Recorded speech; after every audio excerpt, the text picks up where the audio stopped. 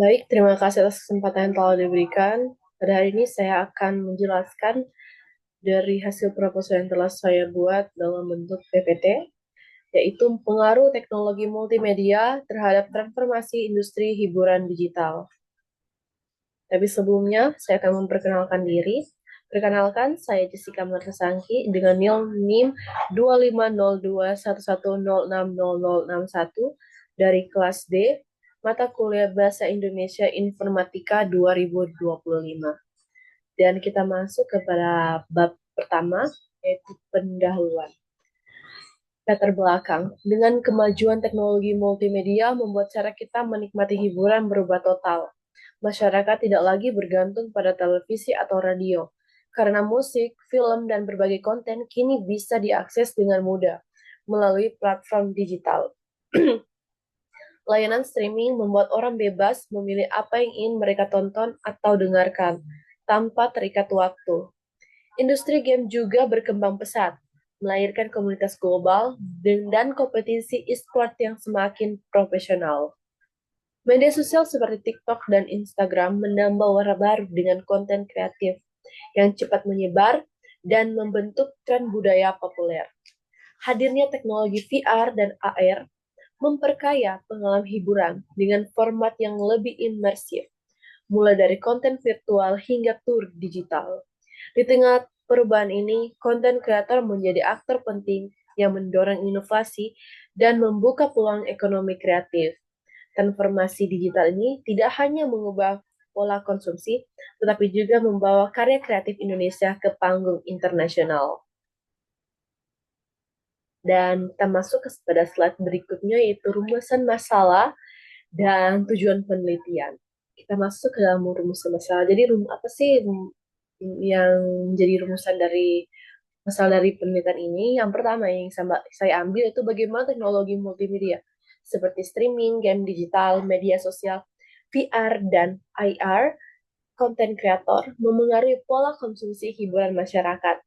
Yang kedua, apa saja yang mendorong terjadinya transformasi industri hiburan digital melalui pemanfaat teknologi multimedia. Yang ketiga, sejauh mana pengaruh teknologi multimedia berkontribusi terhadap arah inovasi, model bisnis, dan perkembangan konten hiburan digital. Dan yang keempat, bagaimana implikasi perubahan tersebut terhadap peran pengguna, kreator, dan pelaku industri hiburan digital. Yang kedua yaitu tujuan penelitian dalam slide ini. Yang jadi tujuan dari penelitian ini yaitu yang pertama, menganalisis pengaruh teknologi multimedia terhadap pola konsumsi hiburan digital masyarakat. Yang kedua, mengidentifikasi faktor-faktor yang mendorong transformasi industri hiburan digital melalui teknologi multimedia. Dan yang ketiga, menilai kontribusi teknologi multimedia terhadap arah inovasi, model bisnis, dan perkembangan konten hiburan digital. Dan yang keempat, memberikan gambaran tentang implikasi transformasi hiburan digital bagi pengguna, kreator, dan pelaku industri. Kita masuk ke slide berikutnya, itu manfaat penelitian. Dan saya mengambil 3 manfaat. Yang pertama akademis, manfaat praktis, dan manfaat sosial. Manfaat akademis memberikan kontribusi bagi pengembangan ilmu pengetahuan di bidang multimedia, komunikasi, dan industri kreatif. Yang kedua, menjadi referensi bagi penelitian selanjutnya terkait transformasi hiburan digital. Dan manfaat yang kedua, manfaat praktis. Yang pertama, menjadi acuan bagi pelaku industri hiburan digital dalam merancang strategi konten, inovasi, dan model bisnis sesuai minat pengguna. Yang kedua, memberikan wawasan bagi kreator digital dalam memahami tren dan preferensi audiens. Yang ketiga, manfaat sosial. Yang pertama, memberikan gambaran tentang bagaimana masyarakat memanfaatkan teknologi multimedia sebagai sarana hiburan, interaksi sosial, dan pengalaman budaya baru. Dan yang kedua, mendorong pemahaman bahwa hiburan digital dapat menjadi medium diplomasi budaya dan memperkenalkan identitas bangsa kedua. Kita masuk ke bab kedua, yaitu kajian pustaka. Yang pertama itu penelitian yang relevan. Perkembangan teknologi mendorong perubahan besar dalam industri hiburan melalui pemanfaatan multimedia, kecerdasan buatan, dan teknologi imersi seperti VR dan AR. Berbagai studi menunjukkan bahwa inovasi ini tidak hanya mengubah proses produksi konten, tetapi juga cara masyarakat menikmati hiburan dan berinteraksi dengan media. Dalam industri film, AI kini terlibat mulai dari analisis naskah, prediksi pasar, pemilihan aktor, hingga pembuat CGI, dan integrasi VR atau AR. Sementara, platform streaming memanfaatkan algoritma untuk personalisasi dan distribusi konten. Di ranah digital, di ranah game, VR menghadirkan pengalaman bermain yang lebih imersif dan mendorong arah baru perkembangan game digital. Meski masih menghadapi kendala teknis dan kenyamanan pengguna, di sektor kreatif, AI membuka peluang produksi otomatis, namun memunculkan isu etika seperti keaslian karya, hak cipta, dan resiko penyalahgunaan. Penelitian mengenai ekosistem inovasi digital menegaskan bahwa AI, cloud, big data, dan IoT memperkuat kemampuan industri memahami perilaku pengguna dan menciptakan pengalaman hiburan yang lebih personal. Dengan kolaborasi lintas pemangku, kepentingan sebagai kunci keberlanjutan, dan pergeseran konsumsi dari model pasif menuju ekosistem interaktif juga menunjukkan bahwa media digital dan konvensional kini saling melengkapi. Secara keseluruhan, teknologi multimedia, AI, dan VR atau AR berperan penting dalam membentuk pola konsumsi, mendorong inovasi, serta mengubah hubungan antara pengguna, kreator, dan pelaku industri hiburan modern. Dan kita masuk ke slide yang berikutnya, itu teori pembelajaran multimedia dan teori transformasi digital. Teori pembelajaran multimedia menjelaskan bahwa manusia memproses informasi melalui saluran visual dan verbal yang kapasitasnya terbatas. Pengalaman multimedia menjadi efektif ketika teks, gambar, suara, animasi, dan elemen virtual diolah secara integrasi sehingga mudah dipahami. Dalam hiburan digital, prinsip ini membantu menjelaskan mengapa konten visual interaktif mampu meningkatkan perhatian, memperkuat pengalaman imersif, dan mempengaruhi pola konsumsi serta inovasi dalam industri hiburan modern. Yang kedua, transformasi digital. Transformasi digital menggambarkan perubahan besar dalam cara organisasi, industri, dan masyarakat memanfaatkan teknologi seperti internet, perangkat pintar, media sosial, cloud computing, IoT, serta VR atau AR. Teknologi-teknologi ini mengubah proses penciptaan, distribusi, dan konsumsi konten hiburan. Dan perubahan tersebut terlihat pada 3 aspek utama. Yang pertama, organisasi yang menata ulang proses kerja dan model bisnis seperti subscription dan creative economy. Yang kedua, teknologi yang membuat konten semakin interaktif, personal, dan efisien. Yang ketiga, aspek sosial di mana perilaku masyarakat yang semakin digital mendorong pola konsumsi hiburan yang cepat dan berbasis pengalaman. Dari ketiga aspek ini, menunjukkan bahwa teknologi multimedia menjadi pendorong utama inovasi dan transformasi industri hiburan modern. Yang kita masuk ke slide berikutnya itu teori media hiburan dan teori interaktivitas. Teori media hiburan menjelaskan bahwa orang mengkonsumsi hiburan untuk memenuhi kebutuhan internal seperti relaksasi, pelarian, kesenangan, dan pengaturan suasana hati. Dalam bentuk digital, hiburan juga berfungsi sosial karena mampu membangun kebersamaan, menciptakan komunitas, dan memperkuat hubungan parasosial dengan figur publik. Pengalaman hiburan yang semakin imersif membuat pengguna merasa terlibat langsung dalam cerita atau dunia digital, sehingga memengaruhi preferensi dan perilaku mereka. Kondisi ini menjelaskan pergeseran peran penggunaan dari sekedar penonton pasif menjadi kreator dan partisipan aktif dalam ekosistem hiburan modern. Ya, yang kedua, yaitu teori interaktivitas menjelaskan bagaimana pengguna berperan aktif dalam mengonsumsi dan membentuk konten digital. Bentuk interaktivitas mencakup yang pertama, penggunaan media seperti personalisasi tampilan dan umpan balik, pengguna-pengguna seperti komentar, forum, dan berbagai konten, pengguna konten seperti kuis, polling, game, VR, dan infografik interaktif. Interaktivitas memperkuat keterlibatan emosional, meningkatkan pengalaman imersif, dan membentuk pola konsumsi hiburan yang lebih partisipatif dan personal. Kita masuk ke dalam teori engagement dan gamifikasi. Gamifikasi menggunakan elemen seperti skor, tantangan, progres, penghargaan, fitur sosial, dan dunia virtual untuk meningkatkan motivasi serta keterlibatan pengguna.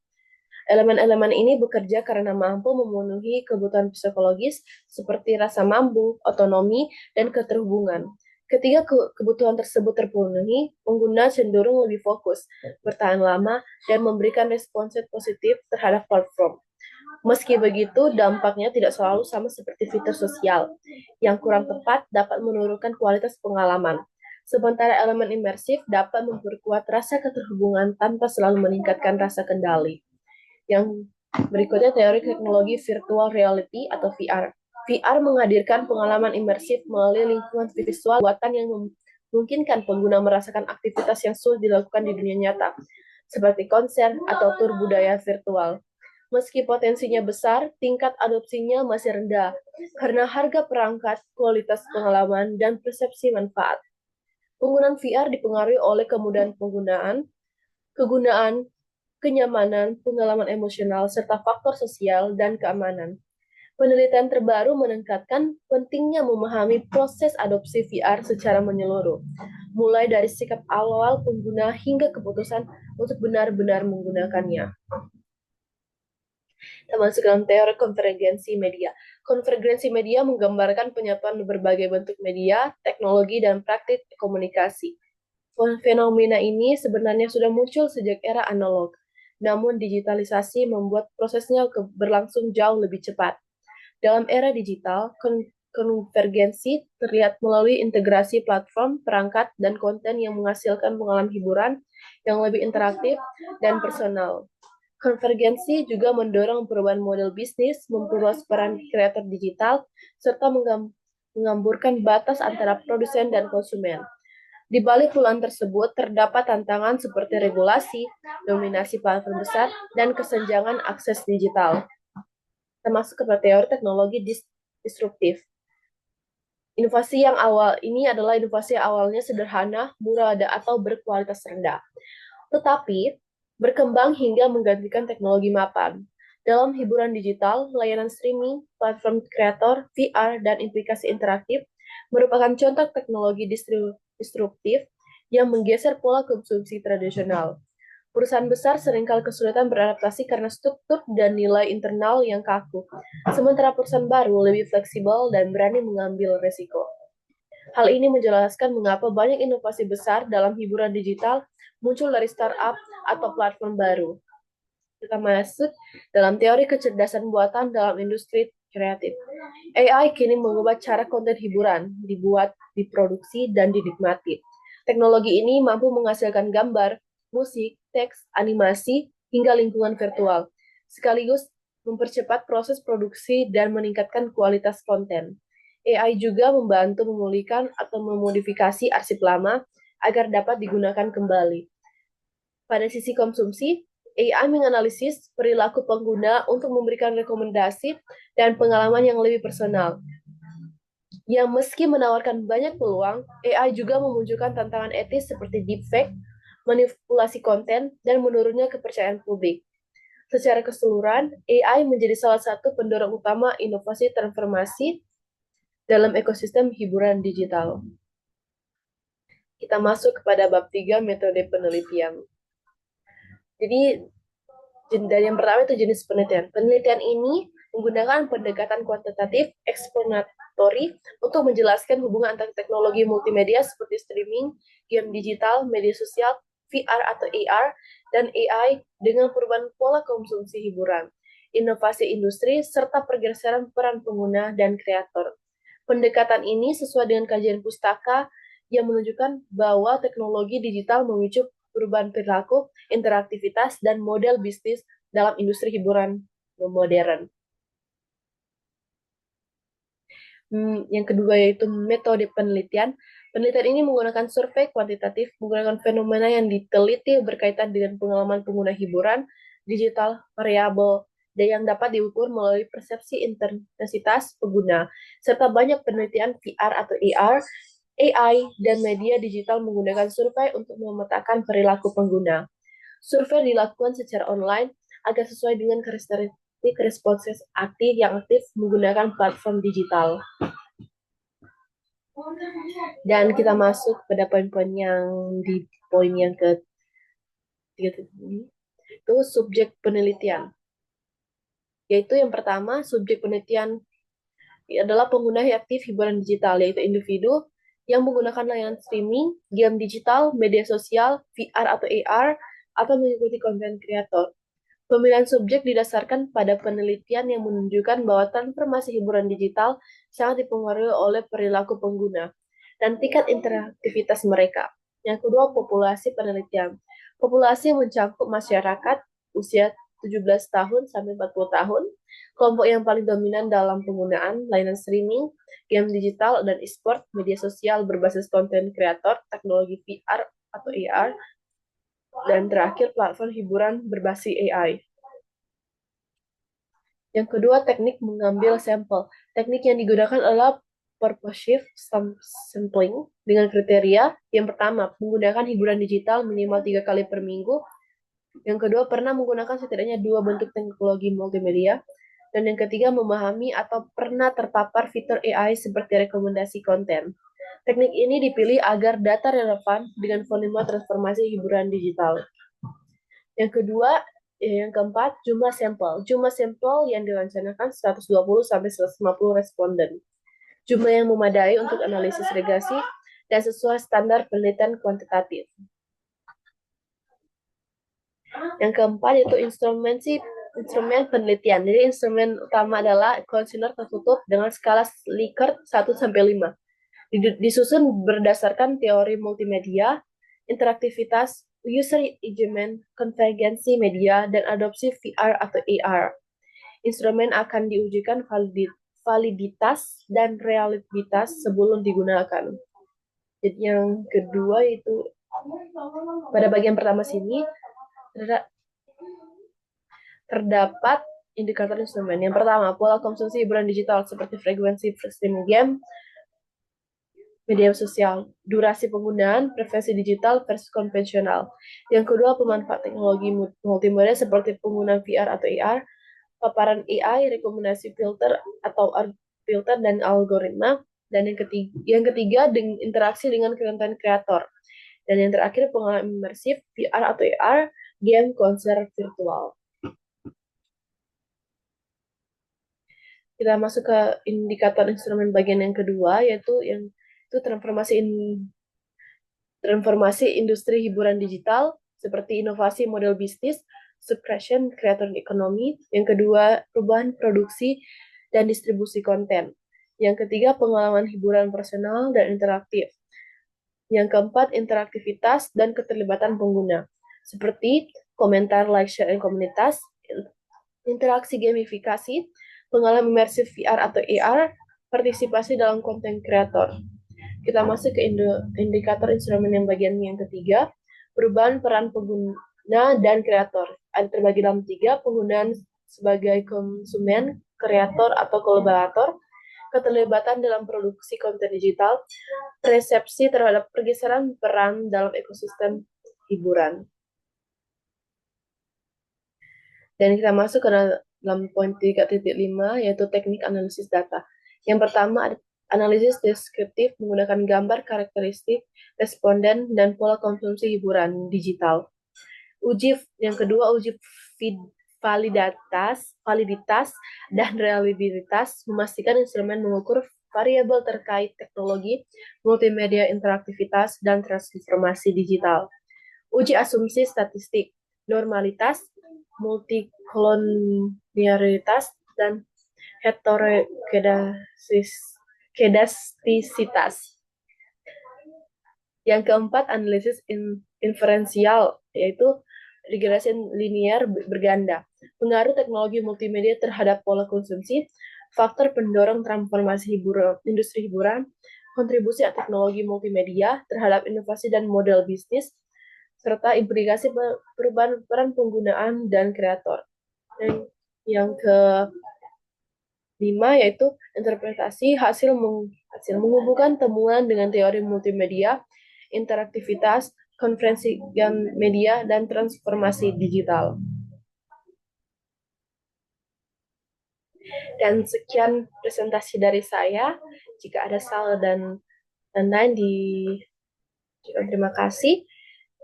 Sekian.